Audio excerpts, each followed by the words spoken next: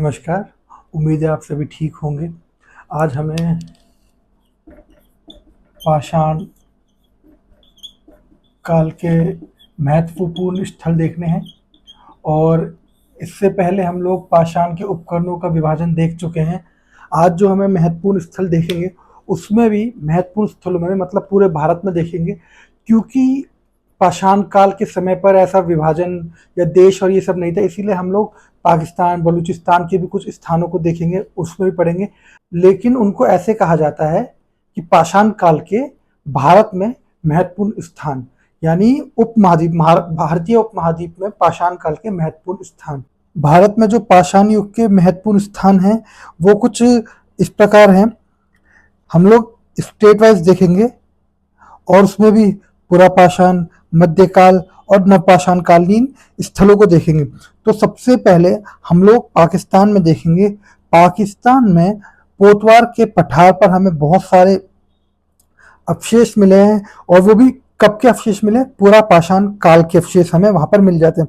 उसके बाद सिंधु जो नदी है उसकी सहायक नदी है सोहन नदी। इसको सून नदी भी कोई कोई बोलता है, सोहन नदी भी कहीं कहीं बोलते हैं।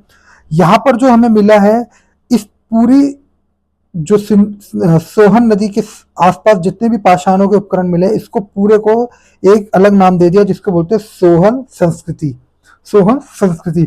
उसके बाद पाकिस्तान में ही हमें मेहरगढ़, जो कि आगे चल के आप इसकी सातत्यता को यानी कंटिन्यूटी को देखेंगे कि मेहरगढ़ जो है इंडस वैली सिविलाइजेशन का भी एक महत्वपूर्ण स्थल है। यानी पाकिस्तान में जो ये मेहरगढ़ हमें मिल रहा है, ये नवपाषाण कालीन अवशेष, और हमें यहाँ पे पाषाण के उपकरण मिलते हैं और उसकी सातत्यता हड़प्पा तक है। और कश्मीर में लिद्दर नदी की घाटी में और पहलगाम, यहाँ पर हमें पुरापाषाण काल के अवशेष मिलते हैं। उसके बाद बुर्जहोम और गुफ कराल। अब ये जो गुफ कराल है, इसमें गुफ का अर्थ होता है गुफा और कराल का मतलब होता है कुम्हार। तो ये कुम्हार की गुफा के नाम से भी प्रसिद्ध है। ये जगह जो गुफ कराल है, ये कुम्हार की गुफा के नाम से भी प्रसिद्ध है। तो अगर प्रश्न में ऐसा आए कि कुम्हार की गुफा कहाँ पर पाई जाती है, तो आपको कश्मीर में नवपाषाण काल का ये स्थल है, इस पे टिक करना है। अगला जो हमें स्थल मिलते हैं वो उत्तर प्रदेश, और उत्तर प्रदेश में एक खासियत हमें देखने को मिलेगी, वो ये कि यहाँ पर पुरापाषाण में बेलन नदी की घाटी जो है, ये बेलन नदी की घाटी प्रयागराज और मिर्जापुर की सीमा पर ये है।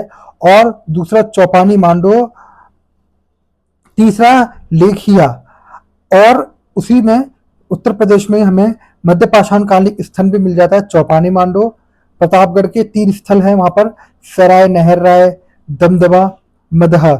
महदहा मैंने आपको बताया था पहले ही, यहाँ पर हमें हड्डियों के उपकरण मिलेंगे। उसके बाद मिर्जापुर में विंध्याचल के आसपास कई शैलाश्रय गुफाएं मिली हैं, जो मोहरना पहाड़, बगही खोर, ये भी दोनों बहुत महत्वपूर्ण स्थान हो जाते हैं।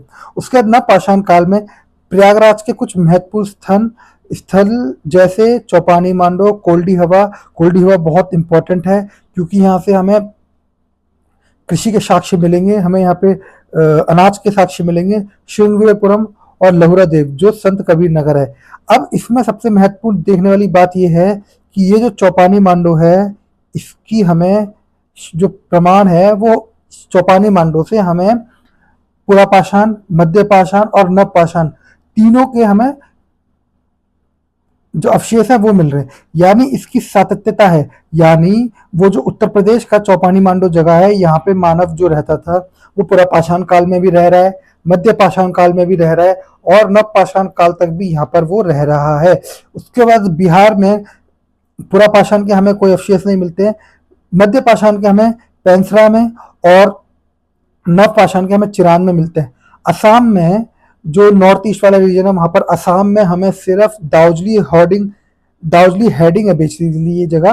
तो दाउजली हार्डिंग जो है यहाँ पर हमें केवल नवपाषाण, यानी इसमें आप ऐसा मान सकते हैं कि यहाँ पर मानव, पुरापाषाण वाला मानव यहाँ नहीं रहता था, मध्यपाषाण वाला मानव नहीं रहता था, नवपाषाण वाले यानी मानव कहीं से यहाँ पर डायरेक्ट आया, और जो उसके अंदर जो खूबियां थी वो नवपाषाण वाली खूबियां थी असम वाले में।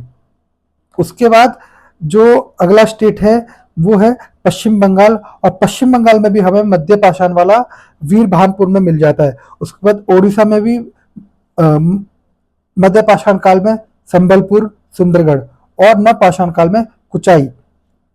उसके बाद मध्य प्रदेश फिर से बहुत महत्वपूर्ण हो जाता है, जो कि हो जाता है भीमबेटका की वजह से।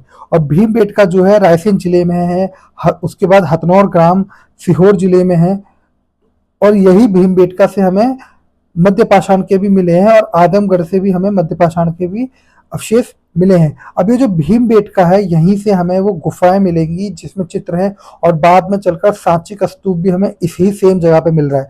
वो क्यों मिल रहा है वो हम देखेंगे। उसके बाद राजस्थान में डिंडवाना और लूनी नदी, और जो ये लूनी नदी है इसके आसपास जो बहुत सारे हमें ऐसे अवशेष मिले हैं, इसी के कारण इसे लूनी उद्योग के नाम से भी जाना जाता है। यानी हमें यहाँ पर पत्थर के इतने औजार मिलेंगे, इतने औजार मिलेंगे कि हमें इसको एक पूरा का पूरा उद्योग की संज्ञा दे दी हमने। यहाँ पे बोल दिया यहाँ पूरी फैक्ट्री थी, उद्योग था यहाँ पे, इसी को बोलते हैं लूनी उद्योग। उसके बाद बागौर, जो कि, और बागौर में भी बनास नदी जो है उसकी सहायक नदी है कोठारी, उस नदी के किनारे बहुत सारा। और उसके बाद गणेश्वर सीकर जिले में जो है वहां पर। उसके बाद गुजरात में रतनपुरा है, पूरा पाषाण काल का, और मध्य पाषाण काल का है लंगनाज। महाराष्ट्र में नेवासा, बोरी और चिरकी। अब ये नेवासा फिर से बहुत जरूरी हो जाता है, क्योंकि ये नेवासा इसलिए जरूरी हो जाता है क्योंकि यहाँ से फिर से पाषाण के उपकरण जो है बहुत बड़ी संख्या में मिले हैं, और क्योंकि बड़ी संख्या में जहां जहां से मिलेंगे वो बहुत इंपॉर्टेंट हो जाएगा। तो ये जो नेवासा है इसको भी नेवासा उद्योग की संज्ञा दी जाती है। फिर महाराष्ट्र में ही बोरी, चिरकी, पटने। उसके बाद यहाँ पर हमें नवपाषाण और मध्य पाषाण के जो अवशेष है वो नहीं मिलते, वो उपकरण नहीं मिलते। कर्नाटक में मालप्रभा तथा घाटप्रभा नदियों की घाटी में। अब उसके बाद हुनसंगी, कुप्पगल और मस्की, ब्रह्मगिर, कोड़ैकल, संगलकल्लू, हल्लूर और टी नरसीपुर। आंध्र प्रदेश में करीमपुरा, गिदलूर, रेनीगुंटा, बेटम चेरला, और नवपाषाण में उतनूर। उसके बाद तमिलनाडु में पुरापाषाण के पल्लवरम, अतिरम पक्कम, बादाम दुराई, माना जानकरण, और मध्य पाषाण के टैरी समूह, और नवपाषाण के पयमपल्ली।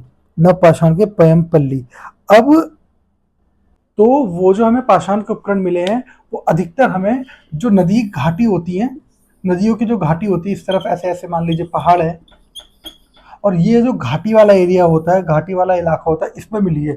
सिंधु में भी नदी घाटी बहुत इंपॉर्टेंट हो जाती है, मेसोपोटामिया में भी बहुत इंपॉर्टेंट हो जाती है, और मिस्र में भी बहुत इंपॉर्टेंट हो जाती है जो सभ्यता है। उसके बाद जितने भी पाषाण उपकरण हमें मिले हैं वो पाषाण उपकरण भी लूनी नदी हो गई है ना, और पनास हो गई। इन नदियों के किनारे मिलने का जो मेन मुख्य रीजन है वो ये है कि नदी के किनारे पहली चीज पानी की उपलब्धता बहुत आसानी से हो जाती है। उसके बाद नदी के किनारे जानवर पानी पीने आते थे, वो जानवर उनको बहुत इजीली अवेलेबल हो जाते थे। उसके बाद नदी के किनारे वो पत्थर वहीं मिलेंगे, नदी के किनारे ही वो पत्थर मिलेंगे जिनसे वो अपने औजार बना रहे हैं। उन औजारों के कारण ही तो वो वहां रह रहा है, क्योंकि उसके बाद वो औजार ही है जिससे वो अपने जीवन को अच्छा बना पा रहा है, अपने जीवन को सहूलियत दे पा रहा है, उनसे औजार बना रहा है, उनसे अलग अलग काम ले रहा है। अब ये जो स्थल है, इन स्थलों को मुख्यतः भारत में जो पुरापाषाण, मध्य पाषाण और हमने नवपाषाण के स्थलों को देख लिया, लेकिन ये जो नवपाषाण कालीन क्षेत्र या स्थल है ये भारत के अलग अलग क्षेत्रों में अलग अलग समयों पर विकसित हुए, और ऐसे कुल 6 क्षेत्र हैं जिनकी पहचान की गई है। जैसे भारत में इसका भौगोलिक विस्तार हम लोग देखेंगे तो भारत के उत्तर पश्चिम में, भारत के उत्तरी इलाके में यानी कश्मीर वाले क्षेत्र में, मध्य भारत में, पूर्वी उत्तर प्रदेश में, उसके बाद पूर्वी भारत में और दक्षिण भारत में। अब ये 6 स्थान बहुत महत्वपूर्ण हो जाते हैं क्योंकि ये नवपाषाण कालीन स्थल है। हम लोग इनकी भी चर्चा कर लेते हैं और इनको भी देख लेते हैं। तो पहला क्षेत्र जो है वो भारत के उत्तर पश्चिम में जो क्षेत्र है वो है, और उत्तर पश्चिम में भारत के आप जानते हैं कि उत्तर पश्चिम में बलूचिस्तान और नॉर्थ वेस्ट फ्रंटियर प्रोविंस, यानी उत्तर पश्चिम सीमांत प्रांत, ये वाला जो एरिया है ये वाला। और इसका जो समय काल है वो है 7000 से 3500 बीसी। इसमें जो महत्वपूर्ण स्थान है वो है मेहरगढ़, किली गुल मोहम्मद या किले गुल मोहम्मद भी कई बार बोल देते हैं, उसके बाद रहमान ढेरी, उसके बाद गुमला और सराय खोला। अब ये जो मेहरगढ़ और किली गुल मोहम्मद वाला जो एरिया है ये पूरे उत्तर पश्चिम में, ये बलूचिस्तान वाले एरिया में आता है। और ये जो रहमान डेरी वाला एरिया है और गुमला और सराय खोला, यानी रहमान डेरी और गुमला वाला ये नॉर्थ वेस्ट फ्रंटियर प्रोविंस में आता है। जो सराय खोला ये तक्षशिला के निकट वाले क्षेत्र में आता है। उसके बाद दूसरा जो क्षेत्र है उसका जो भौगोलिक विस्तार था वो उत्तर भारत यानी कश्मीर का क्षेत्र है। इसका समय काल जो है 2500 बीसी से 1500 बीसी तक है। और उत्तर भारत में नवपाषाण संस्कृति का विकास उत्तर पश्चिमी क्षेत्र के बहुत बाद में शुरू हुआ, यानी ये जो उत्तर भारत वाला जो नवपाषाण कालीन जो संस्कृति है बहुत बाद में हो रहा है। यानी आप देख सकते हो ना कि उत्तर पश्चिम में सबसे पहले हमें 7000 से साक्ष्य मिलने शुरू होते हैं और यहाँ पे शुरू हो रहा है 2500, यानी वो 3500 के बाद बीच में लगभग 1000 वर्ष का गैप है। उसके बाद इसके जो महत्वपूर्ण स्थल है वो हम पढ़ ही चुके हैं, बुर्ज होम, गुफकराल। गुफकराल कौन सा एरिया है? गुफकराल क्या नाम था? उसका नाम था कुम्हार की गुफा। उसका तीसरा क्षेत्र हम देखेंगे वो मध्य भारत और उत्तर प्रदेश तथा मध्य प्रदेश का विंध्यन क्षेत्र तथा गंगा व सोन नदियों के मध्य का क्षेत्र है ये। और इसका जो समय काल है वो 4000 बीसी से 1200 बीसी तक है। महत्वपूर्ण स्थल इसमें कोल्डी हवा है। चौथा स्थान जो है वो पूर्वी उत्तर प्रदेश है जिसमें बिहार मध्य गंगा घाटी का क्षेत्र आएगा। समय काल इसका होगा 2000 बीसी से 1500 बीसी। महत्वपूर्ण स्थान इसमें होंगे चिरान, सेनुवार, सोहगोरा और नारहन। सोहगोरा और नारहन उत्तर प्रदेश में पड़ेंगे, चिरान और सोनुवार बिहार में पड़ेंगे। उसके बाद पांचवा क्षेत्र जो है वो पूर्वी भारत का है, इसमें बंगाल, उड़ीसा, आसाम, झारखंड के कुछ हिस्से आ जाते हैं। समय काल 2500 से 1500 बीसी है। और महत्वपूर्ण स्थल इसमें होंगे दार्जिलिंग हार्डिंग, ये आसाम में है। आसाम में क्योंकि एक ही नवपाषाण कालीन स्थल खाली मिला है, दार्जिलिंग हार्डिंग, ये बहुत महत्वपूर्ण हो जाता है। उसके बाद कुचाई उड़ीसा में है और बरूडी जो है ये झारखंड में। छठा स्थान जो हमारे लिए महत्वपूर्ण हो जाते हैं वो है दक्षिणी भारत। अब दक्षिण भारत में आंध्र प्रदेश, कर्नाटक और तमिलनाडु जो कि 2500 से 1000 बीसी था। और मुख्यतः हमें जो साक्ष्य मिलते हैं पाषाण काल के, इसके बाद से फिर हम ताम्र पाषाणिक काल शुरू करेंगे, तो 2500 से 1000 बीसी तक ही हमें पाषाण के, ये नवपाषाण के हम पढ़ रहे हैं। इसमें महत्वपूर्ण स्थल मस्की, ब्रह्मगिर, संगनकल्लू, हुल्लूर, टी नरसीपुर, टैक्कन कोटा, ये कर्नाटक के हो गए। आंध्र प्रदेश में उतनूर जो कि वर्तमान में तेलंगाना के आदिलाबाद में शायद ये पड़ता है। उसके बाद तीसरा हो गया पयमपल्ली, ये तमिलनाडु का महत्वपूर्ण स्थान हो गया। अब क्योंकि नवपाषाण के बाद से हमें ऐसी नवपाषाण कालीन जो सभ्यता थी, या मान लीजिए वो जो मानव था वो पाषाण के उपकरण यूज कर रहा है, उसके बाद उसने कुछ ऐसा करा जिससे हम लोग अब वो पाषाण काल ना रहकर ताम्र पाषाण हो जाएगा। तो ये जो महत्वपूर्ण स्थल हो गए ये सारे पाषाण काल के महत्वपूर्ण स्थल हो गए। और ये जो 6 स्थान हमने बाद में देखे हैं, ये 6 स्थान क्योंकि भारत की भौगोलिक दृष्टि से ये महत्वपूर्ण बहुत हो जाते हैं, इसलिए 6 स्थान हमने अलग से देख लिए। अब जो पाषाण काल के बाद जो महत्वपूर्ण देखने वाली बात ये है कि जो मानव है वो कुछ ऐसा करेगा कि अब वो ताम्र यानी तांबे का इस्तेमाल शुरू करेगा। अब तांबे के इस्तेमाल की वजह से ऐसा नहीं है कि पत्थरों का इस्तेमाल बंद हो जाएगा, लेकिन ये क्योंकि तांबा और पाषाण यानी पत्थर दोनों साथ में इस्तेमाल करेगा, इसी वजह से इसको बोलते हैं ताम्र पाषाणिक काल। अब ये ताम्र पाषाणिक काल हम लोग अगली क्लास से देखेंगे। आज के लिए इतना ही। Thank you so much.